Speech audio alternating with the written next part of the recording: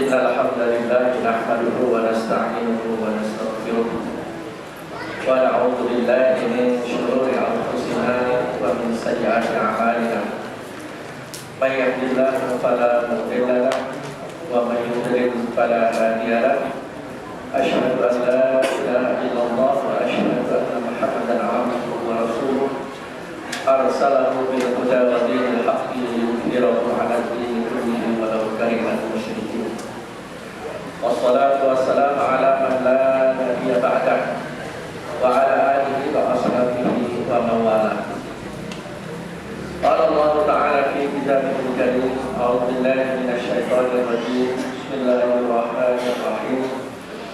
Ya ayyuhalladzina amanu taqullaha haqqa tuqatih wa la tamutunna illa wa antum muslimun. Wa qala Rasulullah sallallahu alaihi wasallam, ni'matani maghbunun fihi ma katsirun minan nas as-sihah wal qa'. Shadaqallahul 'azim, shadaqa rasulul karim, wa nahnu 'ala dzalika minasyahidin wasyakirin, walhamdulillahi rabbil alamin. Bapak hadirin jamaah Majelis Tabligh Akbar yang mudah-mudahan dirahmati Allah Subhanahu wa taala.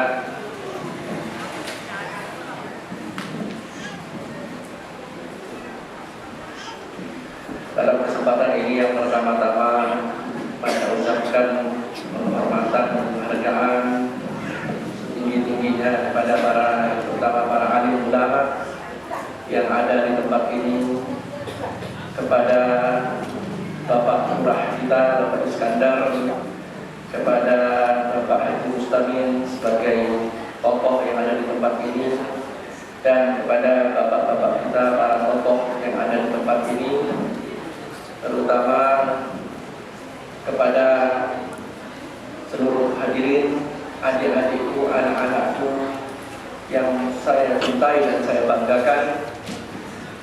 Yang pertama-tama patutlah kita memuji dan mengucap syukur alhamdulillah atas nikmat yang telah Allah berikan kepada kita, sehingga karenanya pada malam hari ini kita masih diizinkan dan diberikan kesempatan oleh Allah Subhanahu wa taala untuk hadir di tempat ini, di majelis yang mulia ini, dalam rangka sama-sama kita mendengarkan ayat-ayat Allah Subhanahu wa taala, hadis-hadis Rasulullah sallallahu alaihi wasallam yang nantinya akan kita sampaikan sebagai bahan tazkirah, bahan renungan untuk kita semua di dalam momen memperingati Hari Sumpah Pemuda. Alhamdulillah, tadi sama-sama sudah kita dengarkan beberapa sambutan-sambutan dari panitia acara ini. Alhamdulillah, adik kita ya cukup semangat beliau. Kemudian sambutan dari Bapak Lurah kita, Bapak Iskandar, alhamdulillah, ini menurut saya pribadi istimewa ya. Alhamdulillah, mudah-mudahan bisa diikuti oleh lurah-lurah yang lain. Ya, jarang ada lurah membakar semangat, memberikan spirit dengan takbir Allahu Akbar, jarang. Tapi hari ini kita dapatkan. Ya, beliau sebagai rasa terharu dan rasa syukurnya mengucapkan takbir Allahu Akbar. Dan sudah semestinya ucapan takbir itu kita ucapkan, bukan tepuk tangan. Kalau tepuk tangan itu nonton bola di lapangan, tepuk tangan. Ya.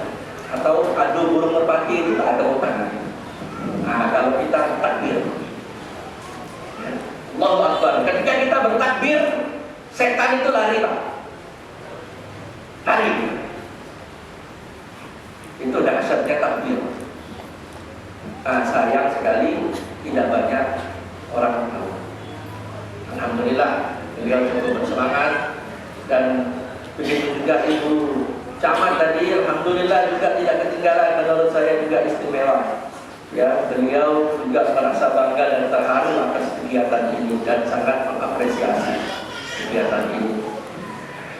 Saya memahami tentunya kegiatan ini bisa berjalan atas dukungan semua pihak, terutama para orang tua yang ada di tempat ini, yang mendukung, yang mendorong, ya, sehingga terlaksananya acara yang insya Allah akan membawa kebaikan yang banyak untuk kita semua. Bapak hadirin yang mudah-mudahan dirahmati Allah Subhanahu wa Ta'ala,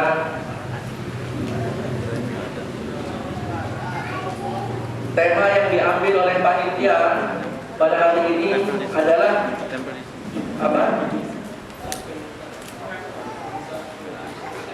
Peran pemuda untuk menyongsong kejayaan Islam. Alhamdulillah tadi oleh Ibu Camat kita dari situ, ya, tentang bagaimana pemuda ini harapan bagi masa depan. Ada satu ungkapan, syubbal yaum rijalul ghad. Pemuda hari ini adalah pemimpin di masa depan. Syubbal yaum rijalul ghad. Pemuda hari ini adalah pemimpin di masa depan. Nah, itu tadi yang disampaikan oleh Ibu Camat kita. Benar sekali. Maka acara ini sungguh luar biasa. Dan mohon maaf kepada semuanya, terutama pada Pak yang tokoh-tokoh tua kita, kemudian kepada Pak Lurah. Maka perlu informasikan ketika beberapa hari yang lalu, panitia ini mengundang adik-adik kita datang ke rumah. Saya tanya, nanti saya tabligh akbar, jatah bicara saya berapa lama? Kata adik-adik, ini setengah jam. Saya bilang kalau setengah jam nggak usah lah, saya bilang. Gak usah salah-salah setengah jam, ya gak cukup waktunya. Maka saya tawar, ya, saya tawar menjadi, saya minta 1 jam lebih. Sebagaimana harapan daripada Ibu Camat tadi. Ya, mengapa? Kita ini sedang berbicara dan akan berbicara urusan yang luar biasa besarnya. Adik-adik nonton sepak bola di lapangan sana itu berdiri, ya, 30 menit kali 2 berapa? 1 jam. Ditambah istirahatnya berapa? 15 menit. Kuat? Kuat. Masa duduk ini 1,5 jam nggak kuat? Nah, kalau duduk 1,5 jam nggak kuat, saya sarankan banyak-banyak baca ta'awudz. A'udzubillahi minasyaitonir rajim. Biar setannya lari. Sebab kerjanya setan ketika ada majelis seperti ini, dia datang itu, dia tiup mata orang, ngantuk kita. Baru 15 menit. Tapi coba kita nonton sinetron, apalagi nonton, ya, Barcelona lawan MU. Wah, dari jam 2 malam sampai itu. Kalau ibu-ibu apalagi nonton sinetron yang sedih, wah, air matanya keluar, nggak ngantuk dia sampai jam 11. Masa sih urusan agama, urusan Islam yang begitu penting, kita dikalahkan oleh setan? Ya. Maka 1 jam atau 1,5 jam itu kecil, nggak ada apa-apanya dibanding kepentingan yang kita ingin capai. 1,5 jam itu nggak ada apa-apanya, Pak. Ya, maka Anda minta kepada panitia waktu yang cukup. Ya, karena insya Allah sedikit yang Allah amanahkan ini akan Anda sampaikan kepada anak-anakku semua, kepada adik-adikku semua, supaya menjadi bekal pegangan kalian untuk di masa depan. Kami yang tua-tua ini, terutama bapak ini, yang mungkin hanya sisa-sisa umur, kalian nanti yang akan membawa negeri ini, membawa umat ini. Maka siapkan bekal. Perjalanan kalian masih panjang. Persiapkan bekal yang cukup. Bekal yang cukup yang utama itu ini, din, agama. Ya. Hari ini banyak orang cakap, banyak orang pintar. Tapi yang sedikit itu orang yang pintar dan soleh. pintar dan soleh. Ini yang sedikit. Kita ingin kalian nanti ke depan jadi orang-orang yang cakap, pintar, soleh. Inilah nanti yang akan membawa kejayaan Islam. Inilah yang nanti akan menjadi pemimpin-pemimpin di masa depan. Maka oleh karena itu momen ini sangat penting.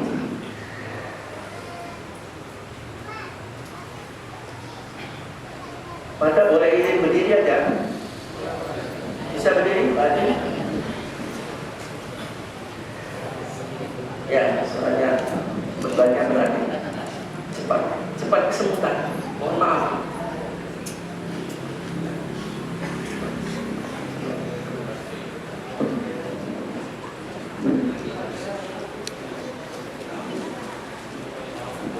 Ya, sudah. Ya. Baiklah. Dalam kesempatan ini pertama-tama kepada adik-adikku semua, kalau bisa jangan ada yang ngantuk ya. Nanti kalau ada yang ngantuk, yang belakang dorong atau kan kupingnya oleh ya, nah, biar nggak ngantuk. Sayang soalnya. Ya. Karena tema yang diambil ini tema pemuda. Ya. Adik-adikku sekalian, saya akan gambarkan lintasan sejarah yang diusung oleh para pemuda yang berprestasi, yang nama mereka diabadikan oleh Allah di Quran, yang nama mereka ditulis dengan tinta emas dalam sejarah. Ya. Saya akan sampaikan kepada adik-adikku semua peran para pemuda dalam lintasan sejarah yang nama-nama mereka ditulis oleh Allah, diabadikan oleh Allah di Quran, dan ditulis Allah sebut di Quran. Nama-nama mereka ditulis oleh para ahli sejarah dengan tinta emas. Tujuannya apa? Supaya adik-adikku, anak-anakku ikuti mereka-mereka yang telah berjaya, ya, memuliakan Islam. Ikuti mereka. Itu tujuannya. Yang pertama-tama Anda akan sampaikan bahwa kita pernah mendengar seorang tokoh Nabi, ya, Nabi Ibrahim alaihi salam. Ya. Nabi Ibrahim alaihi salam ini mempunyai gelar Abul Muwahhidin, bapak orang-orang bertauhid. Sebelum Anda memasuki pembicaraan panjang lebar pertama tentang Nabi Ibrahim, Anda akan bacakan dulu 1-2 ayat firman Allah Subhanahu wa taala dalam surat Ar-Rum ayat 54. Ya, buka surat Ar-Rum ayat 54 sudah. Nah, kalau salah ingatkan ya. A'udzubillahi minasyaitonir rajim. Bismillahirrahmanirrahim. Allahul ladzi khalaqakum min dha'fin tsumma ja'ala min ba'di dha'fin quwwatan tsumma ja'ala min ba'di quwwatin dha'fan wa syaiban yakhluqu ma yasha' wallahu 'alimun qadir. Benar? Ya, baca artinya. Yang keras. Allah lah yang menciptakan kamu dari keadaan lemah, kemudian Dia menjadikan kamu setelah keadaan lemah itu menjadi kuat, kemudian Dia menjadikan kamu setelah kuat itu menjadi lemah kembali dan berubah. Dia menciptakan apa yang Dia kehendaki dan Dia Maha mengetahui dan Maha kuasa atas segala sesuatu. Ya. Surat Rum ayat 54. Dalam surat ini Allah jelaskan Allah ciptakan manusia dalam 3 periode. Setelah diciptakan itu manusia berada dalam 3 periode. Allahul ladzi khalaqakum min dha'fin. Allah telah menjadikan kamu yang pertama dalam keadaan dha'fin, lemah. Tsumma ja'ala min ba'di dha'fin quwwah. Kemudian setelah lemah kamu akan menjadi kuat. Kemudian tsumma ja'ala min ba'di quwwatin dha'fan wa syaiban. Kemudian setelah kuat kamu akan kembali menjadi lemah dan berubah. Yakhluqu ma yasha'. Allah menciptakan sesuatu menurut yang dikehendakinya.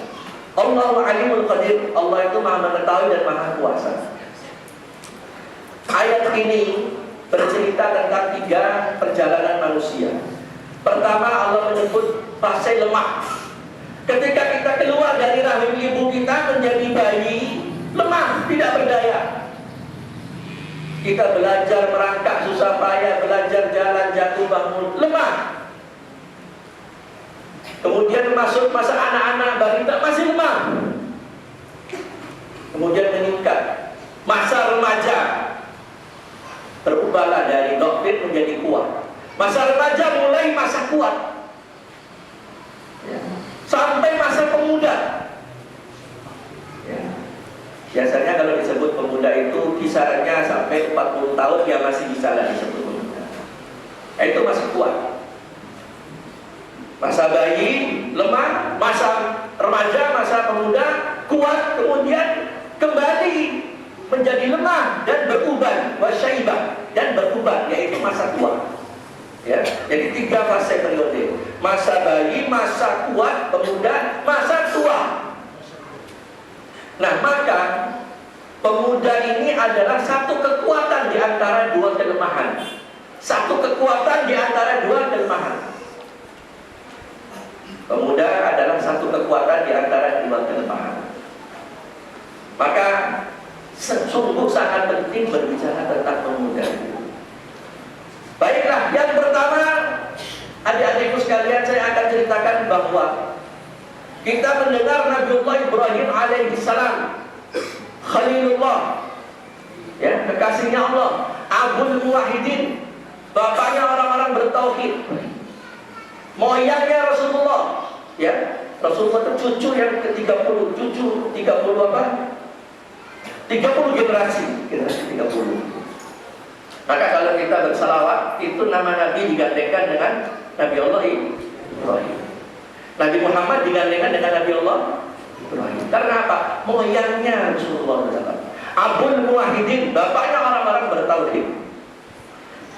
Ya. Nabi Ibrahim ketika dia hidup, ya, ketika hidup menempati satu wilayah yang disebut Babilonia. Di mana Babilonia? Di mana adik-adikku Babilonia tahu? Irak. Hah? Irak. Di Irak apa di Malaysia? Irak. Oh, Irak, ya. Babilonia itu di Irak. Dia hidup di zaman seorang penguasa zalim, ya, penguasa kafir, yaitu Namrud. Ya. Namrud ini paganisme, kata orang sekarang paganisme, menyembah berhala, menyembah para dewa, menyembah patung. Kaumnya juga menyembah matahari, menyembah bintang. Nabi Ibrahim dihadirkan di tengah-tengah kondisi seperti itu, di tengah kemusyrikan. Tugasnya apa? Merubah orang-orang musyrik menjadi orang-orang yang bertauhid. Merubah dari musyrik kepada tauhid. Nabi Ibrahim agamanya apa? Apa agama Nabi Ibrahim? Adik-adikku? Islam. Ya, jadi saya perlu jelaskan kepada kalian, semua nabi itu agamanya cuma satu, dinnya cuma satu, Islam. Cuman kadang-kadang di sekolah ini yang perlu diluruskan, diajarkan oleh guru-guru. Ada berapa kitab samawi anak-anak? 4. Ya. Taurat, Zabur, Injil, Al-Quran. 4 kitab samawi. Ada berapa agama samawi anak-anak? 6. 1. Biasanya yang banyak jawab itu dijawab 3. Agama langit 3. Yahudi, Nasrani, Islam, agama samawi. Ini diajarkan di sekolah-sekolah. Salah. Agama yang datang dari langit itu cuma 1, yaitu al-Islam. Seluruh nabi itu tidak bawa agama lain. Dinnya cuma 1. Din itu sistem hidup, nizamul hayat, aturan untuk mengatur hidup, cuma 1, yaitu al-Islam. Nah, Nabi Ibrahim membawa ajaran Islam, ajaran tauhid, ingin merubah kebiasaan Namrud dan para, ya, orang-orang yang dikuasai oleh Namrud. Kita bisa lihat dalam surat Al-A'raf, panjang lebar Allah bercerita. Ketika peringatan-peringatan yang disampaikan oleh Nabi Ibrahim tidak lagi didengar oleh mereka. Mereka tetap menyembah berhala-berhala dan menyembah matahari, juga menyembah bulan. Maka ketika itu Nabi Ibrahim bertindak dengan caranya sendiri. Apa cara Nabi Ibrahim? Berhala-berhala itu dihancurkan oleh Nabi. Ada satu tempat memang untuk menyimpan berhala. Diam-diam Nabi Ibrahim datang membawa kampak. Bawa kampak, kemudian di kampak berhala-berhala itu yang banyak jumlahnya disisakan yang paling besar. Ya, kemudian kampak itu diletakkan di berhala itu. Gemparlah orang-orang Babylon ketika itu. Siapa yang berani merusak Tuhan-Tuhan kita? Gempar semua. Akhirnya ketika mereka mencari tahu siapa ini pelakunya. Ya, nah kisah ini Allah jelaskan dalam surat Al-Anbiya ayat 60. Qalu sami'na fatan yadhkuruhum yuqalu lahu Ibrahim. Ada salah seorang yang kemudian pernah melihat rupanya, pernah tahu bahwa Nabi Ibrahim ini diam-diam dia yang menghancurkan berhala. Ya, qalu sami'na fatan. Ya. Kami mendengar ada fatan pemuda. Ya. Yang pemuda itu biasa dipanggil ya, yuqalu lahu Ibrahim. Pemuda itu biasa dipanggil dengan sebutan Ibrahim. Maka singkat cerita Nabi Ibrahim dicari, ditangkap, kemudian dibakar di atas api. Nah, saat Nabi Ibrahim itu ditangkap, dibakar di atas api, itu status Nabi Ibrahim itu sebagai fatan. Fatan itu apa? Pemuda, masih muda. Dia bawa agama Allah, dia tidak takut menghadapi resiko dalam perjuangan membawa tauhid. Usia beliau itu fatan, masih muda. Ya, akhirnya dibakar oleh Namrud. Allah takdirkan api itu tidak membakar Nabi Ibrahim. Ya, dalam surat Al-Quran dijelaskan api itu akhirnya Allah takdirkan tidak membakar Nabi Ibrahim. Orang sekarang coba-coba dia baca, punya aijimat, ya, ayat Al-Quran pakai aijimat, surat yang menjelaskan bahwa Nabi Ibrahim dibakar dan lupa. Aijimat dipegang, coba-coba bakar korek, pangi. Ya coba tangannya, ya tangannya melepuh. Oh, itu bukan maunya Nabi Ibrahim, maunya Allah. Ya. Nah, kembali kepada materi adik-adik. Pertama, Nabi Ibrahim menghadapi Namrud itu fatan, masih muda. Ya. Akibat keteguhan Nabi Ibrahim, Allah hargai dia menjadi Abul Muwahhidin, bapaknya orang-orang bertauhid, tokoh sentral orang-orang bertauhid Nabi Ibrahim, dan menjadi moyangnya daripada Rasulullah SAW. Namanya terus disandingkan dengan syahadat Nabi. Itu yang pertama. Yang kedua, ke bawah setelah Nabi Ibrahim, Nabi Musa alaihissalam.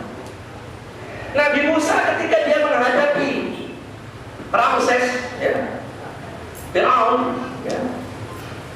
Ramses ini kalau sekarang umpama ibarat gelar-gelar, ya, Hamengkubuwono, kira-kira seperti itu. Ramses yang kedua ini yang dihadapi oleh Nabi Musa alaihissalam. Ya, Fir'aun, julukan gelar yang Allah berikan, gelar kesombongan yang besar.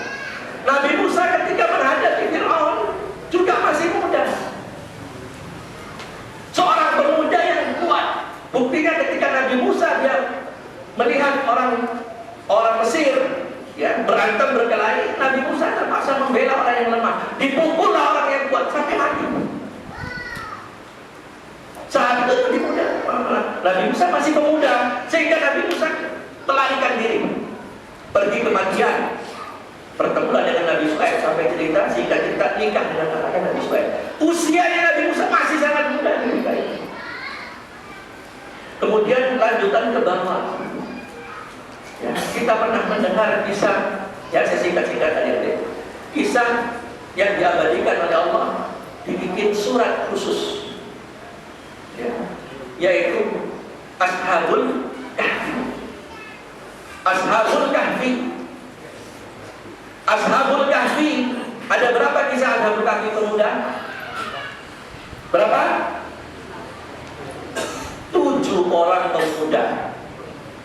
Ya, kisah ini dalam Al-Bidayah wa Nihayah Imam Ibnu Katsir menjelaskan panjang lebar kisah 7 pemuda yang beriman kepada Allah. Ya, kisah ini terjadi sebelum kisah Rasulullah SAW. Ya, kisah nabi-nabi sebelum Rasulullah SAW. Ada berapa orang nabi semuanya adik-adikku? Ada berapa nabi? Ya? Jumlah nabi itu seluruhnya berdasarkan hadis yang sahih 124.000. Ya, supaya tahu. Nabi itu seluruhnya. Nabi dan Rasul 313 orang menurut satu riwayat. Nabi dan Rasul. Hanya saja yang wajib perlu kita ketahui 25 orang. Mungkin adik-adik kaget kalau mendengar nama Nabi Daniel. Ya, ada Nabi namanya Daniel. Orang kira itu orang kafir, bukan? Ya, itu yang banyak nabi-nabi dari keturunan garis Bani Israil, keturunan Nabi Yakub alaihissalam. Singkat cerita, 7 orang pemuda ini beriman kepada ajaran nabinya ketika itu. Ya, mentauhidkan Allah, hidup di lingkungan seorang raja yang bernama Dakianus. Raja Dakianus juga sama menyembah berhala. Ajib, 7 anak ini ternyata pemuda semua. Pemuda ini mengingkari agama atau din yang dianut oleh Raja Dakianus. Ternyata dari 7 orang pemuda ini, beberapa anak muda ini anak orang-orang istana, anak orang-orang yang bekerja dengan Raja Dakianus. Di antara 7 itu ada beberapa orang anak yang bekerja dengan bapak-bapaknya yang bekerja di istana. Singkat cerita, ketika diketahui ya, 7 pemuda ini ya, dilacak oleh intel-intelnya Dakianus, anak-anak ini 7 orang pemuda ini, dia tidak beragama seperti agamanya raja kami. Ya, jadi saya perlu jelaskan, agama atau din itu ada 2, dinullah dan dinul malik. Dinullah, din yang datang dari Allah, sistem hidup yang datang dari Allah. Itu yang pertama. Yang kedua, dinul malik, sistem hidup, aturan hidup yang dibuat oleh para penguasa. Kalau dinullah tidak pernah berubah, tapi kalau dinul malik berubah, siapa penguasanya, bagaimana selera penguasanya, nah itulah agamanya, itulah sistem hidupnya. Nah, 7 orang pemuda ini, dia tidak mengakui dinul malik ketika itu, ya, agamanya raja ketika itu, aturannya dia tolak semua. Singkat cerita, dipanggillah 7 orang pemuda ini, diinterogasi di depan Dakianus, diancam, kalau kau tidak tinggalkan agamamu, keyakinanmu, ya, kamu tidak mau menyembah apa yang kami sembah, kalian akan kami habisi. Saya kasih waktu beberapa hari untuk berpikir. Singkat cerita, 7 orang pemuda ini bermusyawarah. Akhirnya apa? Dengar baik-baik adik-adik. 7 orang pemuda ini kemudian menentukan pilihan. Apa pilihannya? Kata 7 orang pemuda ini, akidah lebih mahal dari bapak ibunya, akidah lebih mahal dari masa mudanya, akidah lebih mahal daripada dunianya. Akhirnya 7 orang pemuda ini diam-diam lari naik ke atas gunung, bersembunyi di sebuah lubang, yaitu goa yang disebut Kahfi, diabadikan oleh Allah dalam surat Kahfi. 7 orang pemuda, menurut riwayat didampingi oleh seekor anjing. Akhirnya apa? Allah tidurkan 7 orang pemuda ini. Berapa lama? Ya? 2 minggu. 9 tahun. Salah sami'atin sinina wasdadu tis'a. 309 tahun. Allah tidurkan pemuda ini 309 tahun. Bukan dia sendiri yang mau tidur, Allah tidurkan. Sehingga singkat cerita, pada waktu dikehendaki Allah untuk dibangkitkan, bangkitlah mereka dalam keadaan lapar. Diutuslah salah seorang dari pemuda itu untuk turun ke bawah, ke kampung itu mencari makanan. Kisah ini panjang lebar dalam kitab Ibnu Katsir dijelaskan, Al-Bidayah wa Nihayah. Kemudian singkat cerita, ketika pemuda itu turun, dia mendapati di kampung itu sudah berubah manusianya. Ya. Uang yang dibawa pun sudah tidak laku. Manusia yang dulu menyembah berhala sudah berganti semua. Yang dihadapi oleh dia adalah orang-orang yang sudah bertauhid. Apa intinya? Buah daripada perjuangan pemuda itu, Allah perlihatkan hasil. Dia ditidurkan Allah 39 tahun, tapi perjuangannya akhirnya membuahkan hasil. Maka Allah puji 7 pemuda ini. Innahum fityatun amanu bi rabbihim wa zidnahum huda. Mereka adalah pemuda-pemuda yang beriman kepada Rabb-nya, kepada Tuhannya. Akibat iman mereka, Allah tambahkan petunjuk. Allah abadikan 7 pemuda ini dalam satu surat khusus, surat Al-Kahfi. Kemudian tertawa lagi, yang saya singkat-singkat saja. Langsung saja masuk kepada pasir Rasulullah SAW. Pasir Rasulullah SAW, ya, Nabi diutus menjadi Nabi dan Rasul umur berapa? Berapa adik-adik? 40 tahun. Hah? 40. 40 tahun. Ya. Bisa itu kebangkitan Nabi, ya, diutus menjadi Nabi dan Rasul umur 40 tahun. Ya. Dalam umur 40 tahun Allah memberikan beban risalah kepada Rasulullah SAW untuk menyempurnakan, bukan membawa agama baru.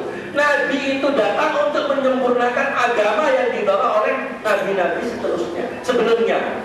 Maka ada hadis kata Rasulullah, aku ini ibarat satu bagian, satu batu. Dari bangunan yang sudah tersusun ada satu lubang yang masih kosong. Akulah yang melengkapi bangunan itu sehingga terlihat sempurna. Jadi Nabi itu bukan bawa agama baru, melanjutkan din, agama yang dibawa oleh para nabi sebelumnya. Nah, Rasulullah membawa Islam berapa? Usia dakwah Nabi berapa? Ayo, perlu sejarah itu adik-adik. 23 tahun. 23 tahun. Ya. Mana alim tarik? Ya, siapa yang memahami, mempelajari tarik? Ya, saya ada ilmunya, pemahamannya Allah akan tambah.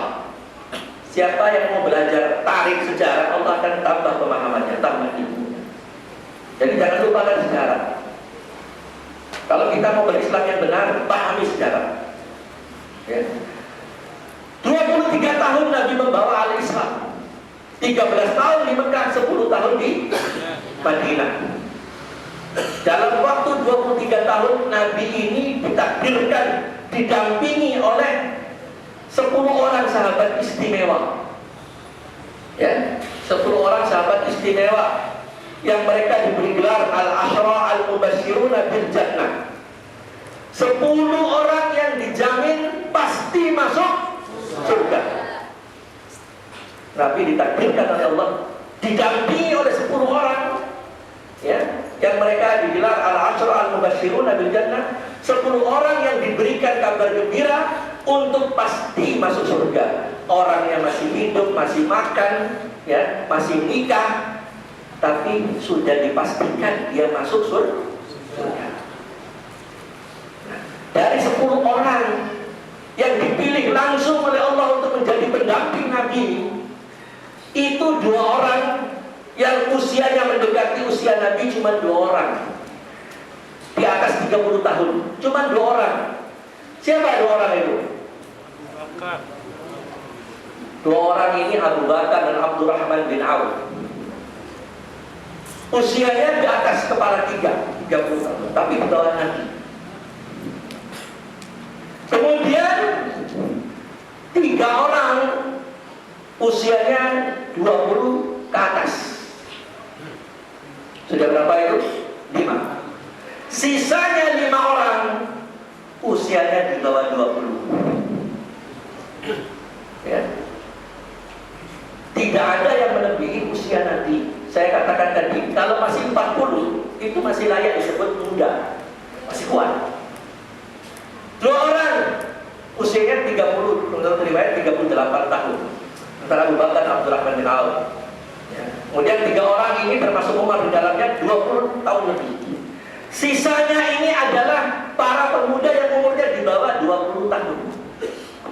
Tetapi ketahuilah adik-adik, 10 orang pemuda inilah nanti yang akan menggoncangkan singgasana Parsi dan Romawi.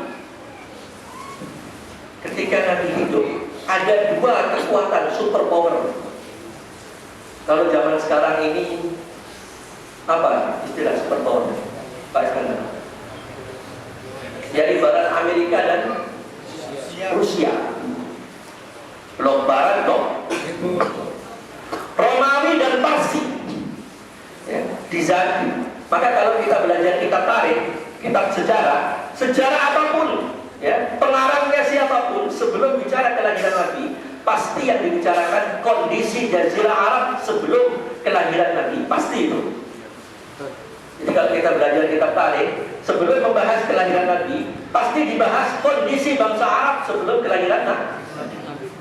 Nah, sebelum Nabi wafat, Nabi lahir, itu 2 imperium besar. Romawi, penyembah berhala paganisme, dan Parsi, agamanya Majusi, penyembah api. Ya, 10 orang inilah yang akhirnya merontokkan 2 superpower, Parsi dan Romawi. 10 pemuda ini yang mendampingi Nabi, sehingga Nabi dalam keadaan tertindas berdakwah di Mekah 13 tahun. Ya, 13 tahun dalam keadaan tertindas. Kalau sekarang, banyak maaf Pak Lurah, mu'alaf sekarang, kalau orang jadi mu'alaf ke kantor agama, pulang, dia dapat apa? Dapat apa mu'alaf sekarang? Dapat sarung, dapat uang, ya. Bahkan, mohon maaf ini, ada mu'alaf seumur hidup. PWR rumah pun mu'alaf terus. Seumur hidup, nah hati-hati, kita jangan direspon yang begitu. Mu'alaf seumur hidup. Jadi mu'alaf sekarang kalau orang masuk Islam dapat sarung, dapat fulus, ya, dapat jajan dan sebagainya. Dahulu, ya, orang yang masuk Islam itu bukan dapat jangko, Bapak. Dapat apa? Disiksa, Pak. Ketahuan Islam disiksa, diseret ke padang pasir. Bilal dibaringkan di padang pasir, ditindis batu besar. Ya. Yasir bersama keluarganya, Yasir, Ummu Yasir, Ammar, Abdullah, sekeluarga ini dibaringkan juga di padang pasir yang panas.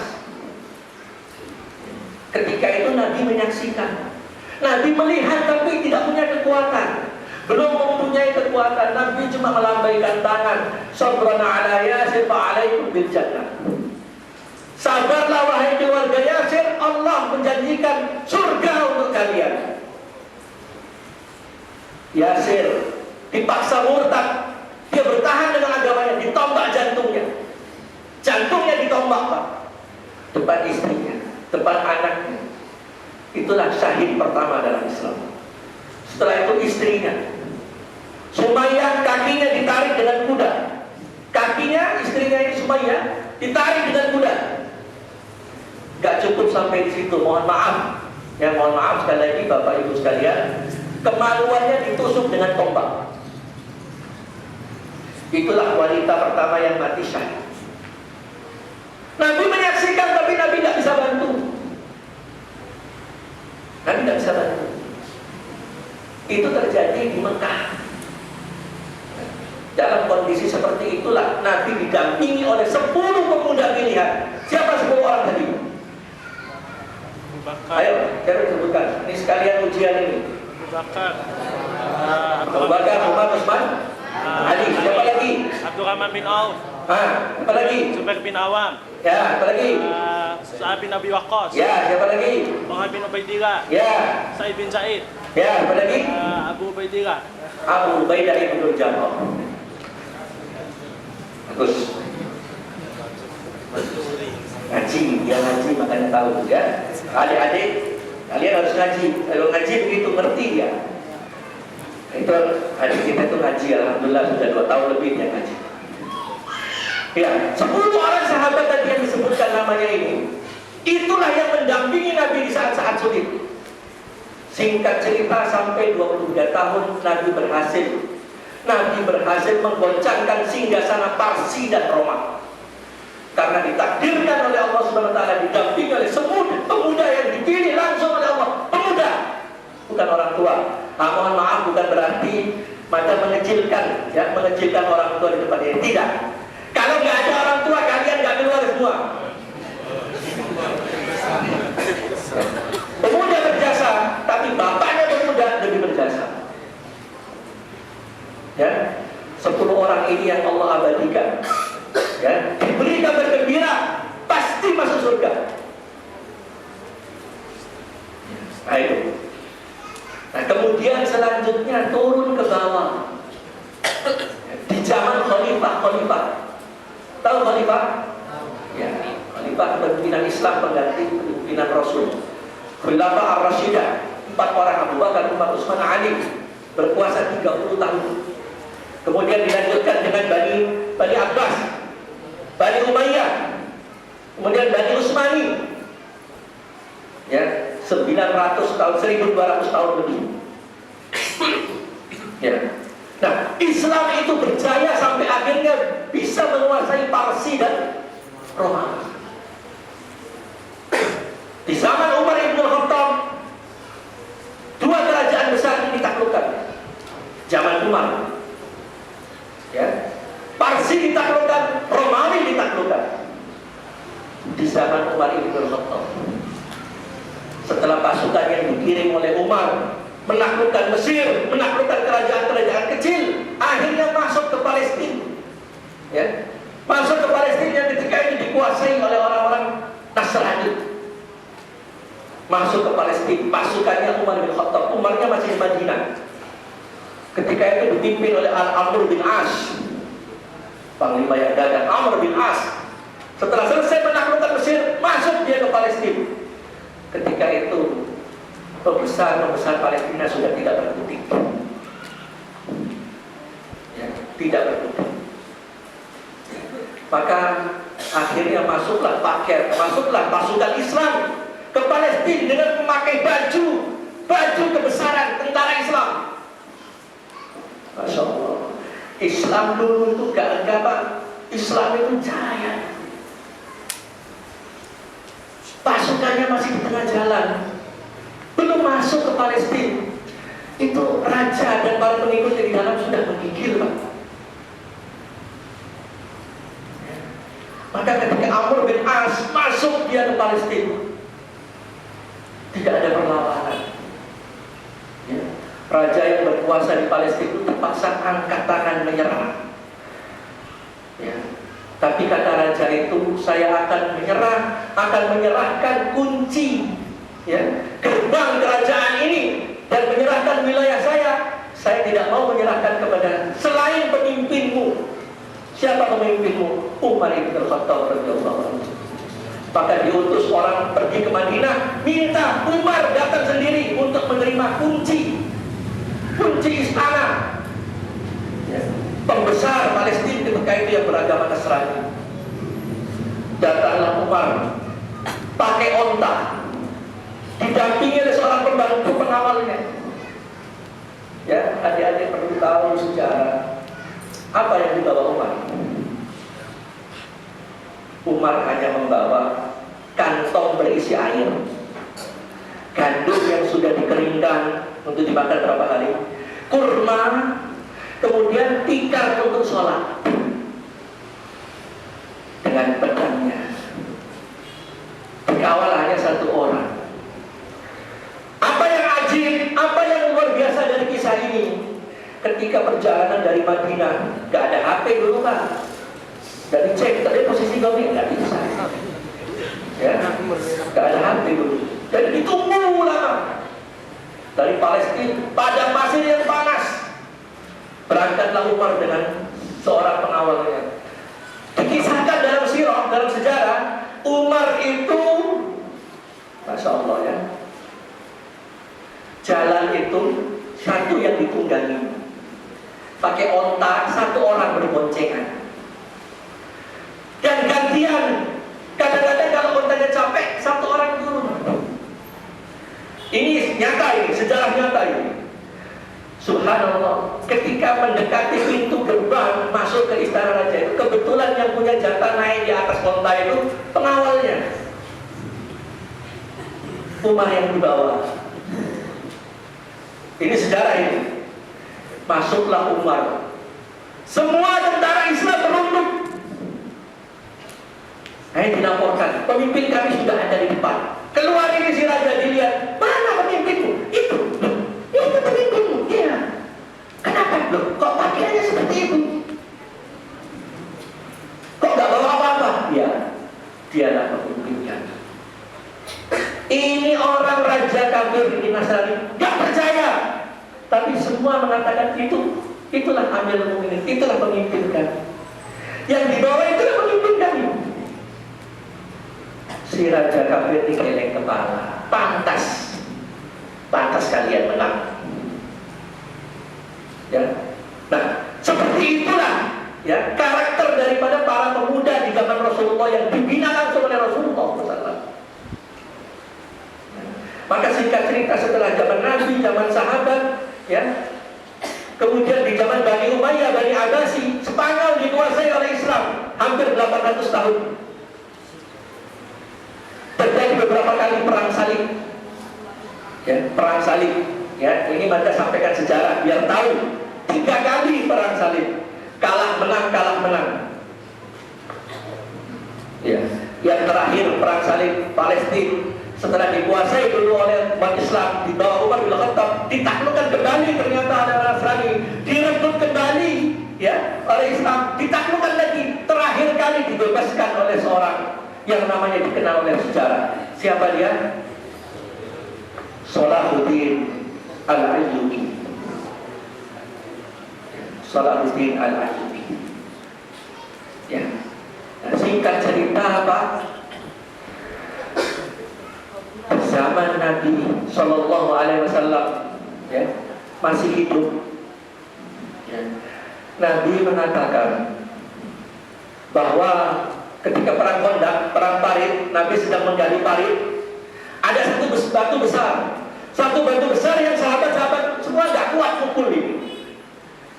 Akhirnya mereka lapor ke Rasulullah, ya Rasulullah, kami mendapat kesulitan, ada satu batu besar yang gak bisa kami pukul, gak bisa hancur.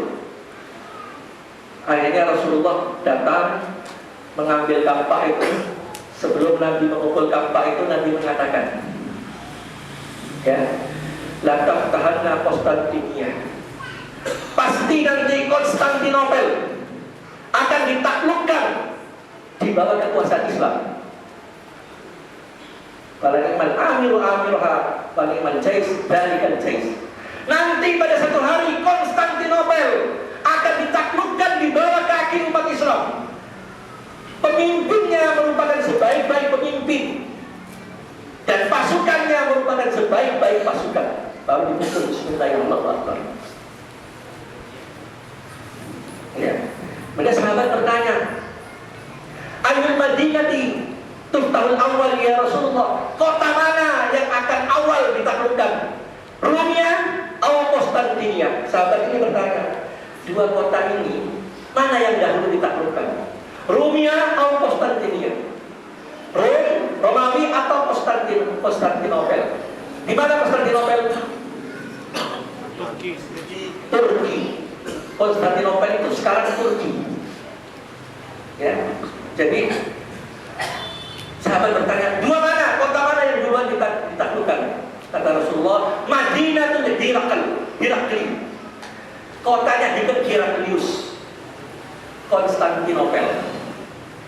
Ya, yaitu Bizantium. Dulu namanya sebelum Konstantinopel namanya Bizantium. Romawi Timur, agamanya Nasrani. Itu yang lebih awal ditaklukkan kata Rasulullah SAW. Ya. Maka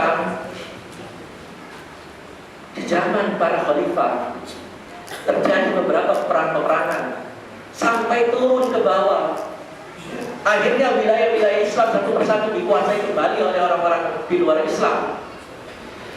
Sampai akhirnya Spanyol kembali dikuasai. Konstantinopel juga akhirnya dikuasai kembali oleh mereka. Nah, adik-adik dengar ya. Setelah sahabat tadi mendengar seperti itu, nanti umat Islam akan menaklukkan Konstantinopel dari tangan orang-orang Nasrani. Setelah Nabi wafat, ada seorang sahabat namanya Muawiyah. Muawiyah bin Abi Sufyan. Muawiyah ketika dia menjadi khalifah, dia berangan-angan, mudah-mudahan di masa saya inilah Konstantinopel dapat ditaklukkan. Kata Muawiyah, mudah-mudahan di zamanku Konstantinopel dapat ditaklukkan. Singkat cerita, Muawiyah mengirim pasukan perang untuk menyerang Konstantinopel. Yang Konstantinopel itu terkenal dengan bentengnya yang tangguh. Bentengnya itu menghadap ke laut. Beberapa bangsa-bangsa yang ada ingin menghancurkan Konstantinopel, gak mampu, kalah. Nah, Muawiyah karena dia dengar hadis dari Nabi bahwa nanti pada satu hari Konstantinopel itu pasti ditaklukkan oleh kaum muslimin, ya. Tentaranya adalah sebaik-baik tentara, pemimpinnya adalah sebaik-baik pemimpin. Muawiyah teringat terus ini kata-kata Nabi. Maka Muawiyah mengumpulkan pasukan perang. Dia berharap bahwa dialah yang dapat menaklukkan Konstantinopel. Diberangkatkan pasukan perang ke Konstantinopel. Saat itu ada beberapa sahabat Nabi veteran Badar. Ada beberapa sahabat Nabi veteran Badar. Adik-adik perlu tahu, veteran perang Badar itu kalau dia mengangkat tangan berdoa tembus ke langit, tidak ada hijabnya. Sudah ada yang ngantuk? Ayo ngantuk. Boleh, Beko. Air baru kan? Ya. Pokoknya ngantuk, oleh Beko ya. Ya. Nah, sampai lupa dari mana saya ngomong. Veteran perang Badar. Di tengah-tengah pasukan yang diberangkatkan oleh Muawiyah ini ada seorang veteran Badar, ya, Abu Ayyub Al-Ansari. Abu Ayyub Al-Ansari ikut dalam pasukan itu. Tapi sayang, Pak, Konstantinopel belum ditakdirkan ditaklukkan. Ketika Abu Ayyub Al-Ansari sebelum syahid karena berperang dengan orang-orang Konstantinopel, dia terkena senjata musuh. Sebelum dia syahid, dia mengatakan kepada tentara Islam, kuburkan mayat saya di dekat benteng Konstantinopel, karena saya ingin mendengar pada satu hari nanti tampak-tampak kaki kuda pasukan Muhammad SAW yang akan menaklukkan Konstantinopel. Dia begitu yakinnya dengan nabinya. Kuburkan saya di bawah benteng Konstantinopel. Nanti saya akan dengar nanti tapak-tapak pasukan Muhammad SAW yang akan menaklukkan Konstantinopel. Singkat cerita, di zaman kekhalifahan Bani Umayyah gagal, Bani Abbasi gagal ditaklukkan Konstantinopel. Sampai terakhir di zaman kekuasaan, ya, Turki Utsmani, Turki Ottoman, kata orang Ottoman, ya, orang Barat itu dia tidak menyebut Utsman tapi Ottoman, ya. Di zaman Turki Utsmani, ya, muncullah seorang tokoh, Sultan Murad yang kedua. Sultan Murad yang kedua mempunyai seorang anak. Ini adik-adik dengar baik-baik. Seorang pemuda, seorang pemuda yang dididik agama dengan sangat ketat. Dia anak orang kaya. Bapaknya Sultan Murad ini mendatangkan 2 ulama khusus untuk mendidik anaknya di istana. Salah satunya, ya, ulamanya Ada namanya Sultan ulama Zainuddin Ahmad. Didatangkan ulama ini untuk mendidik anaknya yang bernama Muhammad. Dari sejak kecil, remaja sampai dewasa, dididik akidah yang benar. Sampailah si Muhammad ini menguasai 7 bahasa. 7 bahasa dikuasai. Mempunyai ilmu tentang kemiliteran. Karena apa? Dia dididik juga kemiliteran. Karena apa? Mereka melaksanakan ajaran Rasulullah SAW. Ya, ajarkan anak-anakmu untuk menunggang kuda dan memanah. Itu olahraga sunnah, menunggang kuda dan memanah. Nah, Muhammad pemuda ini dididik dengan akidah yang ketat, paham ilmu militer, ahli strategi, menguasai 7 bahasa. Pada satu hari Muhammad ini memanggil pembesar istana. Dia katakan, insya Allah saya akan taklukkan Konstantinopel. Saya akan taklukkan Konstantinopel. Singkat cerita, disiapkan pasukan. Pasukan disiapkan, diseleksi pasukan ini, Pak. Pasukannya diseleksi. Siapa yang boleh ikut pertempuran melawan orang Konstantinopel? Orang yang tidak pernah meninggalkan sholat sunnah dan sholat fardu. Orang yang tidak pernah ketinggalan sholat fardu dan sholat sunnah. Dipimpin sendiri, diberangkatkan pasukan. Padahal menurut sejarawan, benteng Konstantinopel itu terlalu tangguh untuk ditaklukkan. Tetapi Allah mentakdirkan dibawa Sultan Muhammad, anak daripada Sultan Murad yang kedua, diberangkatkan pasukan yang terbaik, yang tidak pernah meninggalkan sholat fardu dan sholat sunnah. Akhirnya Konstantinopel rontok, Pak. Tumbanglah Konstantinopel. Ketika itu Muhammad usianya 23 tahun, masih muda. 23 tahun, kalau sekarang sekolah kelas berapa? Iya. Ya? SMA ya? Kelas 3 atau mungkin sudah kuliah. Semester 1. 23 tahun. 23 tahun berhasil menaklukkan Konstantinopel. Yang panglima perang negara lain tidak mampu ditaklukkan oleh Sultan Muhammad, anak dari Sultan Murad II. Berapa usianya? 23 tahun. Maka dia digelar Muhammad Al-Fatih. Muhammad Al-Fatih, Muhammad si penakluk.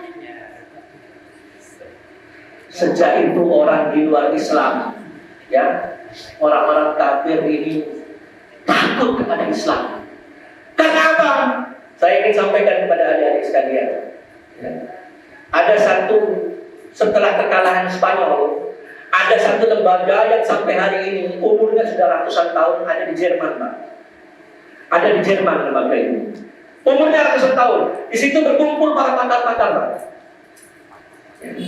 Berkumpul para pakar-pakar barat. Dia belajar Quran, dia belajar hadis. Untuk apa? Supaya dia tahu Islam dan dia cari tahu di mana kelemahan Islam. Belajar Quran hadis tapi untuk menjatuhkan Islam, untuk diputar balik ayatnya, untuk dimanipulasi tafsirnya, dicari titik-titik lemahnya Islam. Ada di Jerman, Pak. Sampai sekarang, Pak. Dan mohon maaf ini adik-adik, mereka itu lebih tahu hadis ketimbang orang Islam. Benar ini. Benar. Tetapi mereka itu licik. Ya, mereka ingin menghancurkan Islam. Buktinya apa? Buktinya Belanda dulu ketika menaklukkan Indonesia, sudah takluk semua kerajaan-kerajaan di Jawa sudah ditaklukkan. Tinggal satu kerajaan yang nggak bisa ditaklukkan. Di mana itu? Aceh. Aceh yang nggak bisa ditaklukkan. 3 kali pasukan elit Aceh yang bernama Marsose. Marsose ini kalau pasukan kita ini Kopassus. 3 kali pasukan Marsose, pasukan elit Belanda ini gagal menaklukkan Aceh. Gagal. Akhirnya diutus orang untuk pura-pura masuk Islam. Dikirim, disekolahkan ke Mekah 23 tahun. Belajar juga lewat orientalis. Ya, orang-orang yang ada di Jerman dan sebagainya, dia pelajari. Masuk Mekah. Diutus khusus 23 tahun. Pulang ke Indonesia. Rubah nama. Namanya Dr. Christian Slokhorgrojo. Nama aslinya. Pura-pura masuk Islam. Nikah dengan orang Aceh. Dia rubah namanya menjadi siapa? Ya, Suparman. Dia rubah jadi Kiai Haji Abdul Ghaffar. Dia ada jenggot kayak saya ini, jenggotnya putih. Nama aslinya Dr. Christian Slokhorgrojo.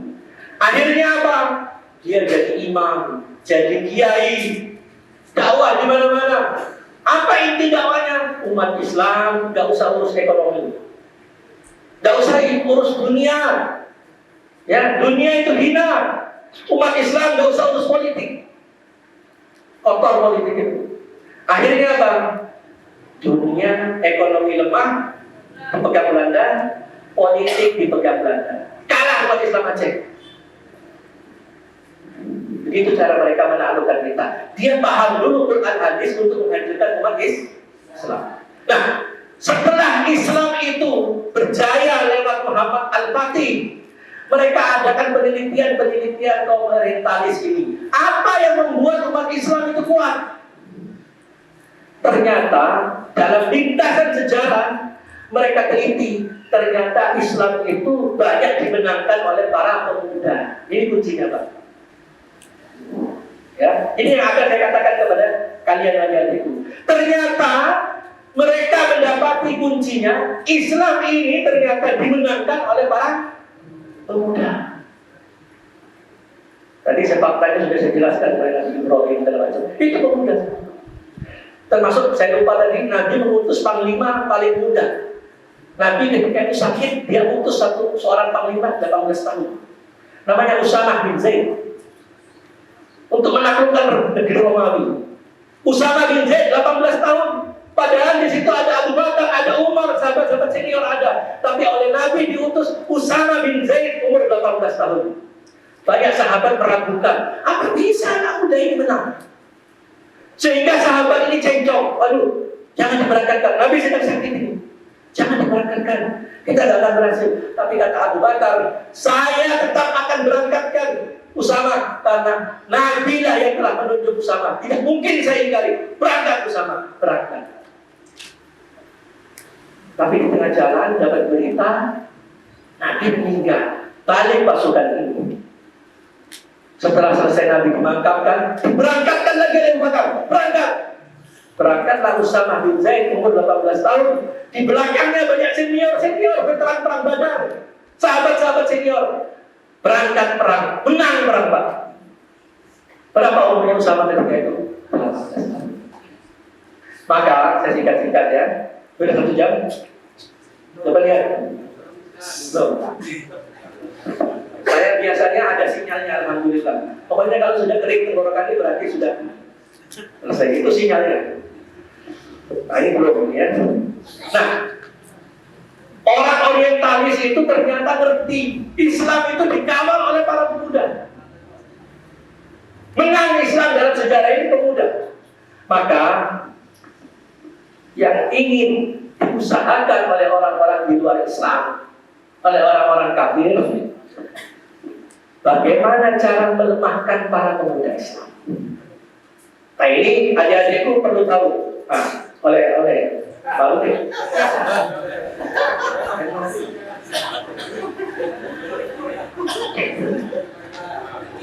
Ya.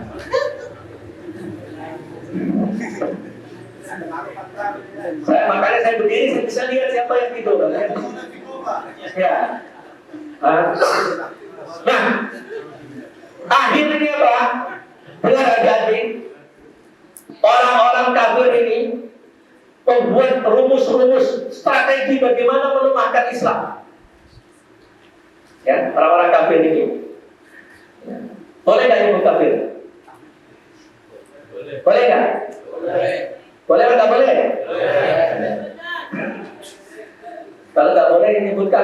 bagaimana cara baca surat kuliah?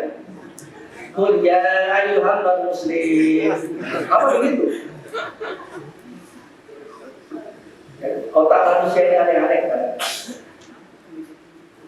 Orang kafir ini berusaha bagaimana cara menghancurkan pemuda, karena pemuda itu yang memenangkan Islam dalam sejarahnya. Maka saya akan sampaikan di sini. Ada satu buku yang saya baca tahun 87. Saya baca satu buku, Dendam Barat dan Yahudi terhadap Islam. Buku itu ditulis oleh seorang Yahudi yang kemudian masuk Islam. Namanya Dr. Roger Geraldi. Siapa namanya? Roger Geraldi. Dokter, bukan dokter ya, Dr. Roger Geraldi. Dia ini Yahudi Prancis. Ya, Yahudi Prancis. Dia ada Yahudi itu ada dua, Yahudi Barat, Yahudi Timur.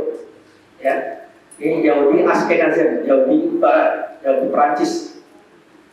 Dr. Roger Geraldi ketika dia dapat hidayah, dia masuk Islam. Didengar adik-adik. Dia tulis satu buku judulnya Dendam Barat dan Yahudi terhadap Islam. Dalam buku itu diceritakan bagaimana cara menghancurkan Islam. Cara menghancurkan Islam itu yang pertama, dengar baik-baik. Jauhkan pemuda dan pemudi Islam dari Al-Quran. Dengar itu, catat yang bawa catat. Ya. Yang pertama, cara menghancurkan Islam, jauhkan pemuda-pemudi Islam dari Al-Quran. Itu yang pertama. Dulu, ketika Inggris menjajah Mesir, ya, Inggris menjajah Mesir tahun 1800 sekian, Inggris menjajah Mesir, gak menang-menang Pak, kalah terus. Akhirnya jenderal-jenderal Inggris ini dipimpin, ya, panglimanya namanya Lawrence, ya.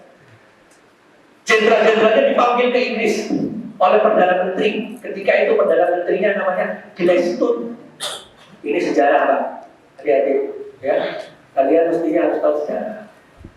Perdana Menterinya ketika itu namanya Gladstone. Jenderal-jenderalnya dipanggil pulang ke Inggris karena perang sekian lama nggak menang-menang. Akhirnya di hadapan para jenderal ini, Gladstone naik ke mimbar, dia pegang kitab Quran. Wahai jenderal-jenderal, kalian perlu tahu, bangsa yang kamu jajah itu tidak akan pernah dikalahkan kalau mereka masih memegang ini, megang Quran. Bangsa yang kalian jajah itu nggak bisa ditakutkan kalau mereka masih megang Quran. Maka bagaimana caranya? Jauhkan dari Allah. Nah, Roger Geraldi lebih spesifik lagi menjelaskan bahwa cara pertama menghancurkan Islam, jauhkan pemuda dan pemudi Islam dari Al-Quran. Ini terjadi pertemuan di Palestina tahun 1939 di kota Yerusalem. Ya, dengar adik-adik, di kota Yerusalem terjadi pertemuan besar dipimpin oleh seorang, ya, petinggi agama mereka. Ya, namanya Samuel Zwemer. Samuel Zwemer. Ya, mohon maaf panitia sudah katakan 1 jam lebih, ya. Ini penting. Ya. Mohon maaf ini, kalian mungkin tidak akan dapat cerita ini di tempat lain. Mungkin. Maka saya merasa perlu untuk sampaikan ini, tanggung jawab saya di hadapan Allah Subhanahu wa taala. Dan sebelum saya mati Allah panggil, apa yang saya tahu saya harus sampaikan kepada anak-anak bangsa ini. 1939 Samuel Zwemer ini mengumpulkan orang-orang tokoh-tokoh Yahudi Nasrani. Apa kata Samuel Zwemer? Tugas kalian bukan menjadikan umat Islam itu pindah agama, bukan itu. Biarkan agamanya jangan diganggu. Tapi tugas kalian bagaimana kalian menjadikan pemuda-pemudi Islam ini yang malas. Pemuda yang malas, tidak mau berpikir tentang agamanya, tidak mau mencari nafkah, tidak mau berpikir tentang negaranya. Kerjanya hanya senang-senang, kerjanya hanya untuk cari kesenangan. Jadikan pemuda-pemuda yang malas. Agamanya biarin aja. Jangan diganggu. Jadikan dia malas, gak mau berpikir agama, gak mau berpikir negara, gak mau berpikir masa depannya. Cukup. Setelah itu apa? Nah ini. Jauhkan pemuda-pemudi Islam dari Al-Quran. Ini yang pertama. Jadi antara Zuhaimer dengan Roger Bilal sama intinya. Yang pertama, cara menghancurkan Islam, jauhkan pemuda-pemudi Islam dari Al-Quran. Sekarang sudah jauh kan belum? Sudahkah jauh umat Islam dari Al-Quran? Kalau mau bukti di satu RT, kumpulkan anak-anak muda. Atau di satu kelurahan, kalau mau bukti. Mudah-mudahan di lurah ini enggak ya. Kumpulkan, diuji. Mana yang bisa lebih banyak bisa ngaji, atau yang tidak bisa ngaji. Mana yang lebih banyak? Saya jamin 100% lebih banyak yang tidak bisa ngaji. Saya jamin itu. Saya tahu Pak, adik-adik saya ngerti.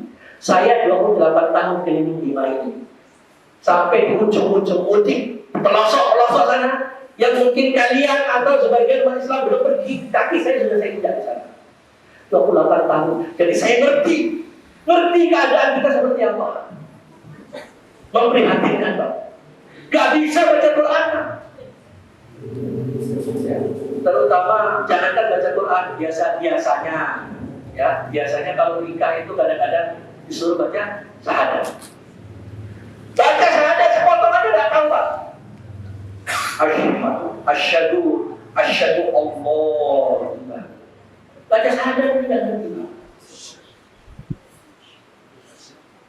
Jauhkan pemuda-pemudi kita dari Al-Quran. Bagaimana caranya supaya bisa jauh dari Al-Quran? Bagaimana caranya? Ada yang tahu? Musik. Hidupkan musik. Nah, ini saya kasih tahu. Hidupkan musik. Ini jurus lama yang dipakai orang musyrik di Mekah untuk memadamkan dakwanya Nabi lewat musik Pak. Kalau nggak percaya lihat surat Luqman, buka surat Luqman ayat keempat. Wa minan nasi may yashtari lahwal hadits liyudilluka an sabili. Ada sebagian orang ya yang menjadikan lahwal hadis. Lahwal hadis ini menurut penafsiran para sahabat musik.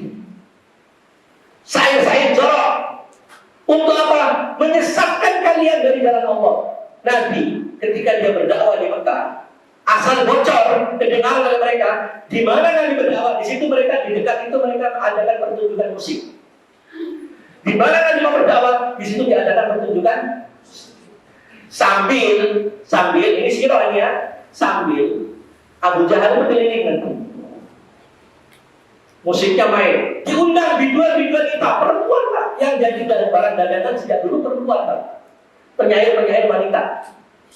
Sair-sair yang jorok-jorok. Abu Jahal, dia tukang keliling Pak. Apa kerja Abu Jahal ketika itu? Dia isu orang-orang yang mendengar dakwahnya. Kalau bahasa kita ya, aina ibni ribu yang kita ini. Dan kamu Muhammad main dalam budaya musik kan? Main lah. Ini kerjanya Abu Jahal ini. Silakan buka surat Luqman ayat keempat, lihat tafsirnya. Jadi untuk bisa menjauhkan Al-Quran, tumbuhkan musik. Maka sekarang periksa HP anak kita.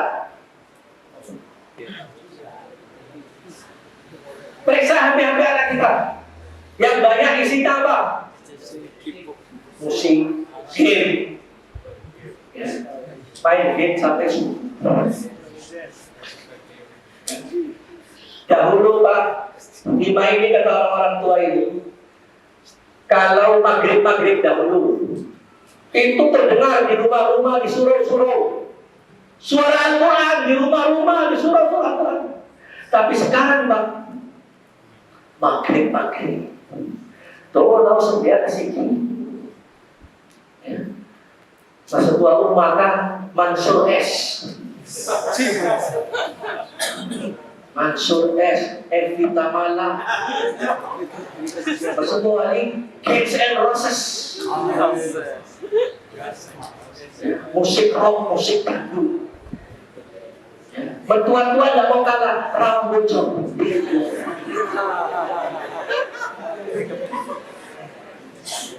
Yang di sini insya Allah tidak ada, mata yakin.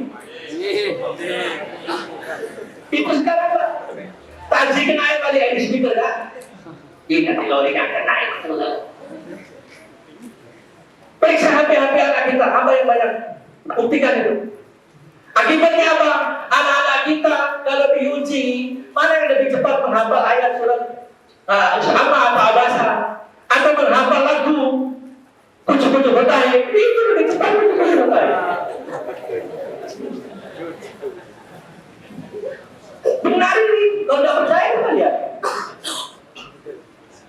Ya, ini sekarang ini Pak, sudah berhasil. Jauhkan dari Al-Quran lewat musik. Yang kedua, buka tempat hiburan yang banyak. Nah ini perlu tahu kalian ini, hati-hati. Ya, saya sampaikan di sini, ini sebagai rasa cinta saya untuk kalian. Hati-hati Pak. Sekarang banyak kafe-kafe. Ya. Kafe-kafe. Tahu kafe? Ya. Tahu isi kafe kan? Landau kafe kan? Hah? Bir? Lain jamu beras kencur. Di kafe ente cari beras kencur gak ada Pak. Cari onde-onde gak ada di kafe. Di sana yang ada bir, whisky, perempuan, musik, itu isinya kafe. Gak percaya pergi di sana. Jangan. Padahal sudah berkali-kali bilang Pak Polisi, ayo kita urus kafe. Saya siap kerahkan anak buah saya, urus kafe itu. Kasihan Pak, mereka itu generasi muslim, anak-anak kita. Urus kafe. Alhamdulillah di kuali zaman Pak Lutfi, kita sama-sama dengan Pak Polisi. Tapi nggak tahu sekarang, karena sudah lama ini. Kita juga sering razia di kafe sana di Lawatan, Pak Iskandar. Ya, kita kerahkan laskar kita kerjasama dengan polisi, razia. Karena apa Pak? Kita sayang sama mereka Pak. Kita tidak ingin anak-anak kita rusak Pak. Generasi muda kita rusak Pak. Ya. Sudah jauh dari Al-Quran, musik merajalela, tempat hiburan dibuka banyak-banyak. Ya. Kemudian apa? Melalui tontonan-tontonan televisi, HP, hiburan itu semua. Sehingga sekarang Pak, mohon maaf ini, apa yang diperbuat oleh orang kafir barat itu, itulah yang diperbuat oleh anak-anak kita. Tidak semua ya, tidak semua. Diikuti semua. Dari mana mereka tahu? Dari TV, dari HP. Diikuti semua Pak. Ingat kata Zuhair tadi. Kata Zuhair tadi ingat, agamanya dia jangan diganggu. Maka rumusnya kata Zuhair, segelas anggur dan seorang wanita itu lebih dahsyat daripada 100 tank, daripada 100 mobil tank untuk menghancurkan umat Islam. Sebab umat Islam kalau dilawan dengan kekuatan, pasti dilawan oleh umat Islam dan pasti menang. Umat Islam kalau dilawan dengan kekuatan, coba lihat di Chechnya, di Bosnia, di Palestina dengan batu Pak, walahnya begitu. Di Afrika, di mana-mana, tentara Amerika di Somalia, diseret-seret mayatnya. Anak-anak kecil diikat kaki diseret-seret. Kalah. Tapi mereka yakin, hancurkan akidahnya, hancurkan akhlaknya. Jauh dari Quran, buka tempat hiburan banyak. Ibu-ibu tolong dengan baik-baik ini. Ya, ini jarang disampaikan orang. Makanya saya minta waktu 1 jam lagi. Ya. Dari HP, dari televisi, anak-anak kita ini mengikuti tingkah laku orang-orang di luar Islam. Ya, saya kasih contoh adik-adik. Mudah-mudahan nggak ada di sini. Ya dong, kelakuan umat di luar Islam diikuti. Nama baik-baik, orang tuanya lahir ini akekoh, anaknya diakekohkan. Dikasih nama Nurdin, Burhanuddin, Kamaluddin, Samsuddin, Muhammad. Ahmad. Oleh mereka ini anak-anak kita dirubah. Ya, dirubah. Welki. Wali mengarang Iron. Di kampung saya ada namanya Iron, tapi sekarang sudah tobat, Pak. Barang ada Iron. Lah Iron. Tapi dia sudah tobat Iron, sekarang 5 waktu di masjid. Alhamdulillah. Awal Iron ya. Besi nama bagus-bagus itu. Dirubah, Pak. Yang laki-laki, Pak. Yang perempuan juga begitu. Namanya Maryam dari Meria. Nur Aini jadi Tinjik.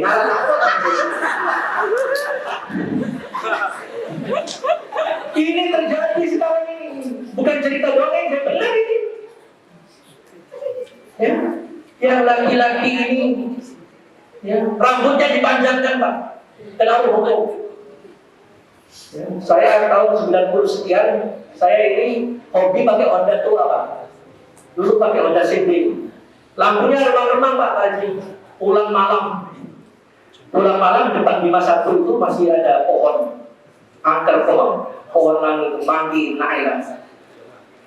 Saya lihat ada bayangan hitam jalan ini, becak.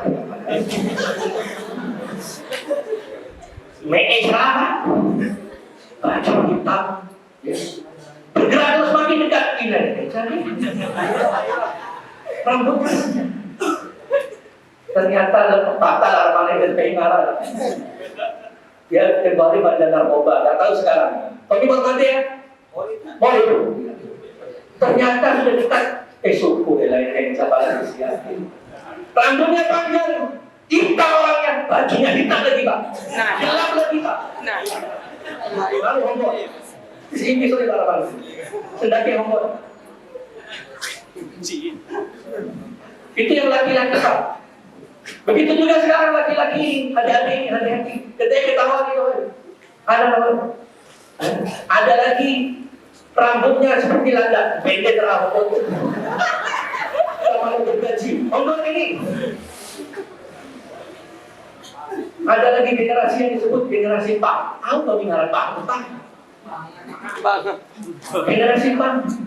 Mukanya ini Pak, muka hombor, Pak. Muka yang barusan minum alkohol. Ini bibir ini, Pak.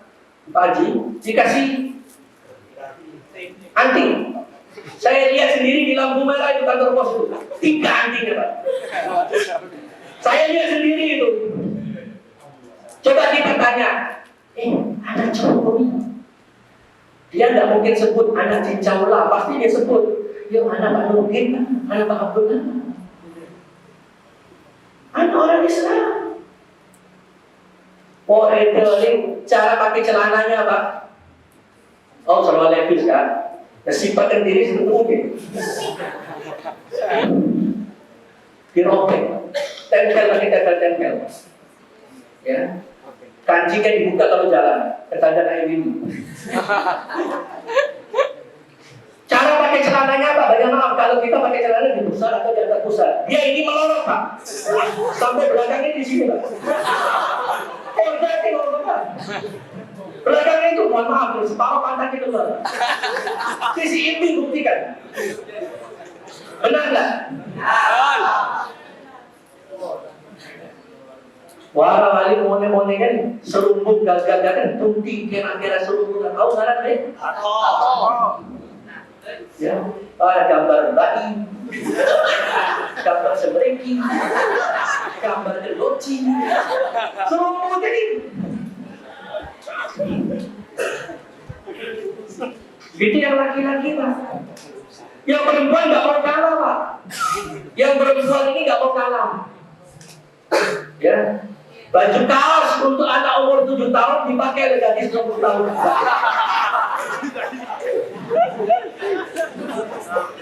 Banyak maaf ini. Sampai-sampai sudah ada berani di Bima ini, Pak Lurah, mohon maaf. Kita lihat ini kita malu, Pak. Ketanda dan diri si Oke di sini. Oh, dia. Gak cukup anting-anting di kuping. Ilu aja tau anting-anting sih.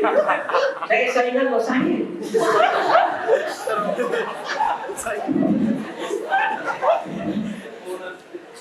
Ya. Aurat dibuka. Bukan sepeda mini sekarang, rok mini Pak. Celana pendek Pak. Banyak maaf ini. Sarap tak mau ini. Serok baju kau seketat Pak. Saya datang dulu di Bima pertama tahun 77.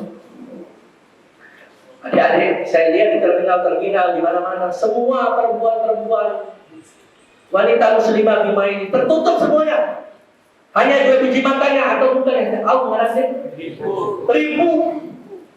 Di mana-mana. Ribu itu kalau sekarang sama dengan cadar Pak. Sama. Di mana-mana saya lihat. Di kota maupun kabupaten, terminal pasar. 2 biji matanya itu lihat. Saya ingat tahun 77. Sekarang ribu orang mau diganti rompi. Rompi, you can see, kau boleh lihat aku. Dikasih lihat separuh pahanya. Dikasih lihat indah rambutnya, lehernya. Hongkong sini kan tahu si warna merah, kuning, hijau. Sama dengan lampu lalu lintas. Auratnya dibuka dikasih lihat, main nasional, oke. Itu kan sama dengan seperti itu istilahnya. Media mainan. Yang kasihan ini orang tua Pak. Orang tua kadang-kadang karena tidak paham Islam, mohon maaf ini Bapak sekalian. Ada orang-orang tua yang tidak paham Islam. Anaknya sudah gadis, dibelikan rok mini. Suruh pakai celana levis ketat, suruh pakai celana pendek. Anak gadisnya ini bangga kali Pak. Dia gagah musuh anak sebelah ini. Seorang suami, seorang bapak yang membiarkan anak atau istrinya, anak wanitanya durhaka kepada Allah, dia biarkan, itu namanya dayus. Dayus itu jangankan masuk surga, cium bau surga dan tidak bisa. Tapi ini banyak terjadi sekarang Pak. Padahal dahulu ribu di mana-mana Pak. Kenapa di Bima ada ribu? Karena di Bima ini kerajaan Islam, Kesultanan Islam. Sampai Belanda memberikan tinta merah 4 kerajaan: Banten, Aceh, Goa, Bima. Dianggap Islamnya kuat Bima. Bukti bahwa syariat itu berjalan di Bima. Kesultanan Bima menjalankan Islam. Ribu itulah buktinya Pak. Ribu itu sama dengan cadar Pak. Ribu itu sama dengan cadar kalau sekarang. Tapi sekarang banyak orang membuka aurat. Ini alhamdulillah ibu-ibu saya lihat, alhamdulillah semua membuka aurat. Kalau kampung kita ini dari sampai seraya ini sudah Islami, alhamdulillah. Tinggal dilanjutkan di tempat-tempat lain. Nah, kembali ke masalah tadi. Ya, kalian dijauhkan dari Al-Quran. Adat istiadat mereka sudah diikuti oleh umat Islam melalui HP, melalui televisi. Bangga lagi dengan adat istiadat orang kafir. Ya, padahal istri Nabi Aisyah radhiyallahu anha. Ya. Aisyah waktu meninggal Rasulullah, di mana dikuburnya? Nabi dikubur di mana? Dikubur di kamar Aisyah. Meninggal Nabi dikubur di kamarnya Aisyah. Meninggal lagi Abu Bakar, bapaknya Aisyah, dikubur di samping jasadnya Nabi di kamar Aisyah. Saat Nabi dan Abu Bakar sudah dikubur di kamar Aisyah, Aisyah itu kadang-kadang masih berani dia buka auratnya. Tetapi saat Umar bin Khattab mati, meninggal wafat, dikuburkan di samping jasadnya Abu Bakar. Apa kata Aisyah? Saya tidak berani membuka aurat saya karena di kamar saya sekarang sudah ada Umar bin Khattab. Saya malu kepada Umar. Orangnya sudah di dalam tanah, malu dia kepada Umar. Pertanyaannya, di mana rasa malu wanita kita hari ini? Di mana rasa malu gadis-gadis Islam hari ini.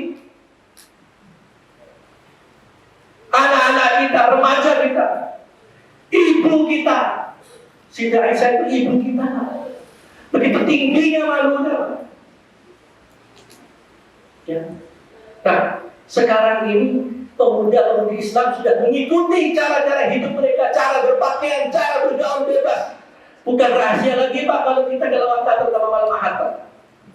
Ya, dahulu saya masih ingat di zamannya Bupati siapa ada tulisan Allah saya punya tulisan itu. Alhamdulillah Pak. Cuman kadang-kadang kalau kita pulang malam Pak, di pinggir-pinggir laut itu banyak motor-motor parkir. Orangnya di mana? Di bawah pasir. Laki perempuan Pak. Motornya saja lihat. Sedang apa dia? Berzina. Manhum. Siapa mereka? Anak kita Muslim. Generasi kita itu. Inilah yang diinginkan oleh orang-orang kafir. Agama kalian tidak diganggu, tapi akidah kalian yang ingin dihancurkan. Mereka ingin menjadikan kalian buta Quran. Mereka ingin menjadikan kalian ini orang yang bebas bergaul, gak paham Islam, gak mau kerja, gak berpikir lagi negara, gak berpikir lagi masa depan. Itu sudah cukup. Dan itu hari ini terjadi di tengah-tengah kita Pak. Banyak anak kita tidak baca Quran, tidak paham apa itu Islam, tidak tahu apa itu sholat, kerja juga enggak, hidupnya senang-senang. Maka ini saya sampaikan kepada kalian adik-adik, ya, jangan ikuti yang saya ceritakan tadi itu, mengikuti cara hidup mereka sampai nama dirubah-rubah dari rambut, pakaian, diikuti semua, nggak pantas Pak. Orang kafir itu kalau dia mati wajib masuk neraka. Mati dia terjun bebas masuk neraka, wajib. Mana dalilnya? Buka surat Al-Bayyinah. Innal ladzina kafaru min ahli kitab wal musyrikin fi nari jahannam khalidina fiha abada ulaika hum syarrul bariyah. Sesungguhnya orang-orang kafir, ya, dan orang-orang ahli kitab, mereka itu kata Allah Subhanahu wa taala pasti masuk neraka. Khalidina fiha, kekal di dalam neraka. Siapa itu? Orang musyrik, orang kafir dari dua bangsa ini, ahli kitab, pasti masuk neraka kata Allah. Kekal lagi. Setelah itu di ujung ayat itu Allah memberikan gelar. Diberi gelar ini orang-orang kafir ini. Apa gelarnya? Ulaika hum syarrul bariyah. Mereka itulah seburuk-buruk makhluk. Ya. Dengar baik-baik adik-adik. Mereka itu seburuk-buruk makhluk. Siapa mereka itu? Coba jawab. Kafir, musyrik, dan kita. Seburuk-buruk makhluk. Saya ingin beritahu kalian tafsir ayat ini. Syarrul bariyah itu apa tafsirnya? Seburuk-buruk makhluk artinya. Tafsirnya begini. Anjing itu makhluk atau bukan? Monyet makhluk atau bukan?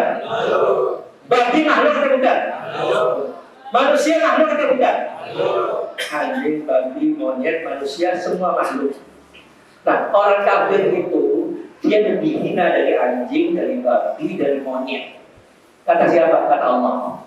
Pada buktinya itu syarrul bariyah. Seburuk-buruk.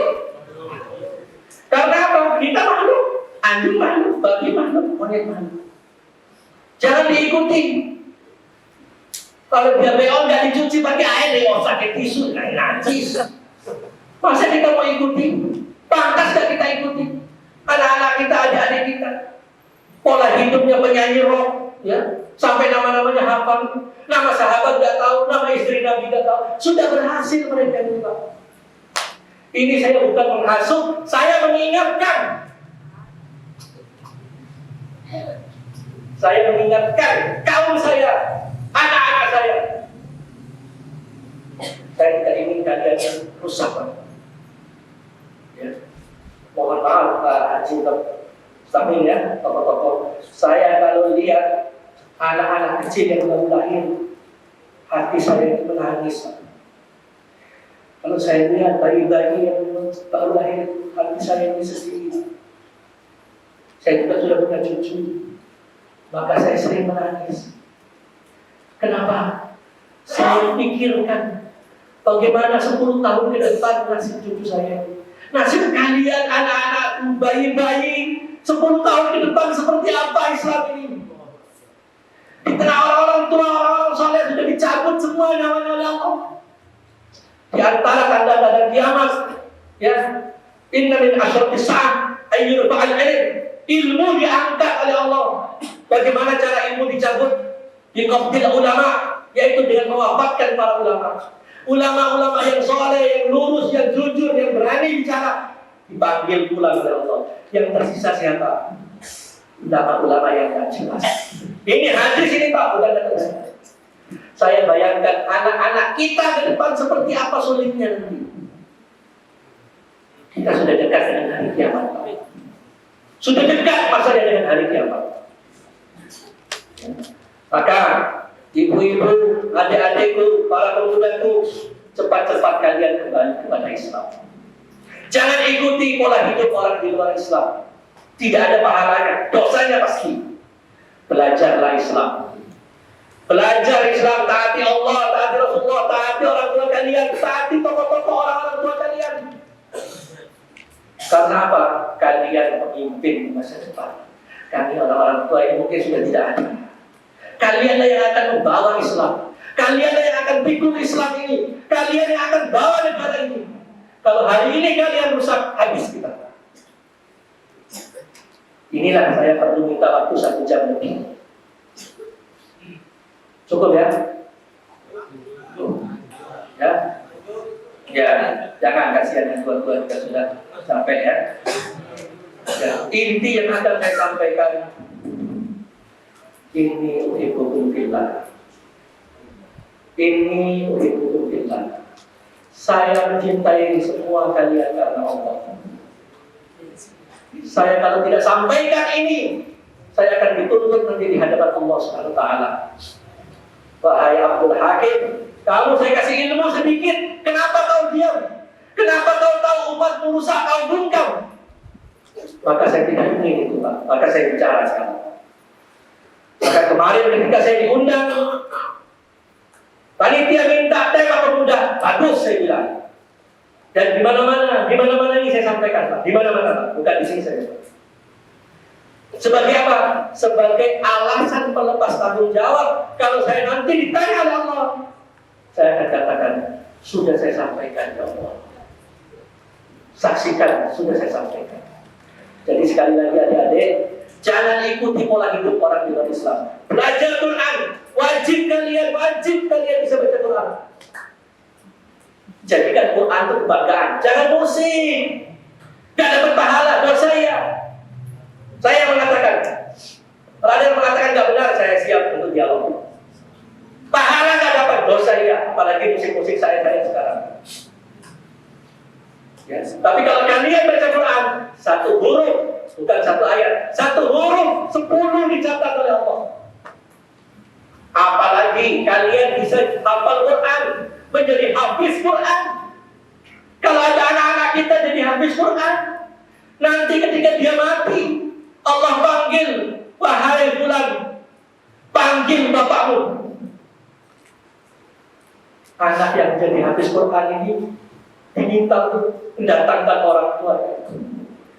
Kemudian orang tua daripada si anak ini, Allah akan berikan mahkota, tajul waqar, mahkota keindahan kepada kedua orang tuanya. Ibu-ibu, jangan didik anak dengan musik. Jangan bangga punya anak bisa suaranya bagus, gak dapat pahala. Nanti mereka itu akan menyeret kita ke neraka. Jadikan anak-anak ibu-ibu sekalian ahli Quran, ahli masjid, melek Islam, tahu Islam. Kalau ini ada, menang kita. Kalau pemuda hari ini paham Quran, paham Islam, berislam dengan benar, menang Islam ke depan. Takbir. Jangan lemah rumah sekarang ini. Sekarang kalian dituntut jadi pengawal Islam. Ikut itu Pak Lurah kan. Ya. Nah itu saja adik-adikku sekalian. Intinya jaga akidah kalian. Karena orang-orang di luar Islam sekarang ini yang ingin dirusak Intinya akidah kalian, bukan visi kalian. Akidah kalian yang akan dirusak. Caranya bagaimana? Sudah saya sampaikan. Ya, itu saja barangkali Bapak sekalian, adik-adikku sekalian. Mudah-mudahan apa yang saya sampaikan ini jadi perhatian, terutama untuk orang-orang tua. Jaga baik anak-anaknya, didik baik anak-anaknya sebelum nanti menyesal. Dan adik-adik jangan buang-buang umur dengan percuma. Ya, jangan nanti terakhir ini ya, kalian menganggap berbitoi diambil sekian apa yang tua kamu buto yang diambil dari segi. Ya, ada nggak orang seperti ini? Ada. Anak-anak muda bayar sebayar Cina ya. Apa kau bilang ini? Lu selalu sudah lu. Jengomi, nanti kau neraka di dalam ini. Kau berani dia neraka. Ya, disuruh pakai rokoknya nggak mau kau bilang neraka di dalam ini. Ini model muda sekarang ini. Lu belum selesai. Hati-hati kau. Ya, kalian jangan menganggap umur kalian panjang. Sekarang banyak kematian usia muda. Ya, saya kasih contoh. Nggak rasa apa-apanya, ya, itu baru made, belum sempat sholat ya, mukanya belum sempat kena wudhu, belum sempat sholat, mati ya. Tajir Honda, mati, belum sempat sholat ya. Kalian jalan, nggak sengaja, sedang senang-senang dengan temanmu, ditabrak mobil, mati. Kalian belum sempat sholat. Rugi. Satu dunia ini tidak bisa tebus, tidak bisa menebus. Maka siapkan amal-amal terbaik. Jangan buang-buang umur. Mumpung masih muda, manfaatkan usia muda ini untuk banyak beribadah kepada Allah. Kalau usia muda kalian mampu beribadah, sudah tua akan lebih mudah lagi beribadah. Tapi kalau usia muda kalian sia-siakan, makin tua kalian akan makin berat beribadah. Hati-hati. Ya, terakhir Imam Syafi'i mengingatkan kita semua. Wa kam min fata asbaha wa amsa wahida wa aqbal mutun sajwa wa la yadri. Berapa banyak orang di usia muda. Ya, saya sampaikan tadi 40 ke bawah itu masih disebut muda. Berapa banyak orang di usia muda tiap hari umurnya habis hanya untuk bersenang-senang dan tertawa-tawa. Ini kata Imam Syafi'i. Banyak orang di usia muda hari-harinya habis untuk tertawa-tawa, untuk senang-senang, untuk happy-happy. Itu tadi contohnya. Lapor kami diambil begitu. Sholat diambil, maksiat jalan. Berapa banyak orang usia muda terjadinya senang-senang dan tertawa-tawa, wa aqbaluhu tunsaju wa huwa la yadri. Padahal kain kafannya sedang ditenun, kain kafannya sedang dipersiapkan. Sementara dia tidak sadar. Jangan lupa, kain kafan kita ini selalu menunggu kita. Mati nggak tunggu tua. Ya, banyak contoh itu tadi.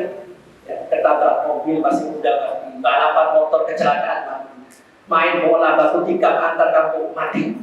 Syukur kalau dia sudah tobat, kalau syukur dia masih sudah baik. Kalau dia belum sholat, masih maksiat, masih judi, masih minum khamr, dia mati dalam keadaan seperti itu. Nauzubillah. Rugi Pak, rugi adik-adik sekalian. Cukup ya? Jadi intinya saya menginginkan kalian menjadi penerus daripada generasi yang sudah tua ini. Jadilah pemimpin-pemimpin Islam. Jadilah orang yang pandai dan soleh. Jadilah orang yang siap memegang Islam, mengawal Islam. Jadilah pemimpin-pemimpin untuk meneruskan perjuangan di negeri kita ini. Negeri kita ke depan butuh orang-orang soleh. Mudah-mudahan kalian termasuk orang-orang yang soleh. Insyaallah. Ayo demikian saja apa yang ada mampu sampaikan. Mudah-mudahan ini semua ada bermanfaat.